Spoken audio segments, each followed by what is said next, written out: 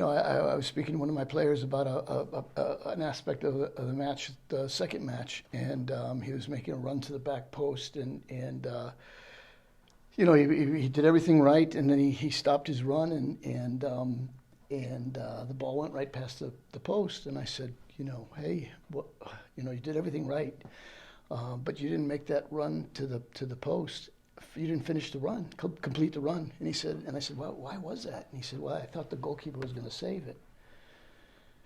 And so he might be able to answer questions about where we are in the future that I can't. But right now, I mean, after the weekend, it was a good weekend. I think that we learned some things about what we can do well, but we also learned a lot about what we can do better. That's a challenge in a very short week to get ready for Ashland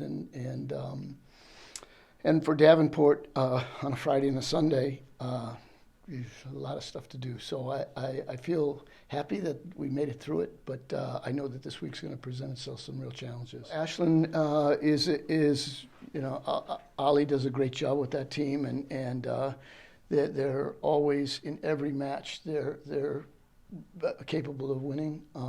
And last year they were the last team to make the GLIAC tournament, and they wound up going to the national tournament.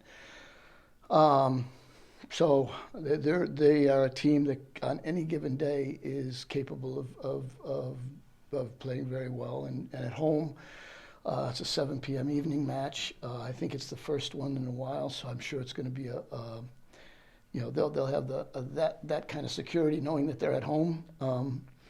They have a number of players who have experience and who we've known for a couple of years. So it will be no different than the intensity, and no different than the excitement. Hopefully for us, not for them, but that we'll see. They're direct at times, but they're also very good defensively.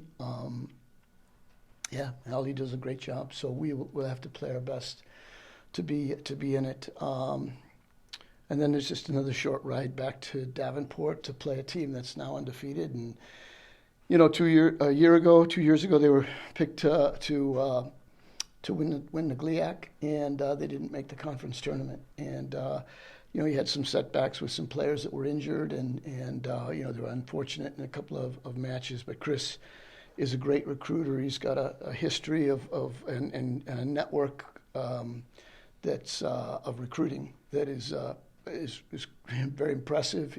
He's got a team that he's put together that is really starting to fire on all cylinders. So, this is maybe I'm happy that we're playing them now rather than later, but we get to play them later too. So I guess it's better now to get one in before they get even better. So I picked them to at the beginning, just knowing what I knew, to be one of the top teams in the conference. And they opened up by going down to Florida, and they had some weather difficulties because it was around the time we were having the storms and stuff. And but they got beat. But they got beat by teams that are in the national finals, and that's always good experience. At least I think so. And now they're undefeated in the conference, and I'm sure they're planning to be undefeated after the weekend. So we'll hopefully they'll get a good.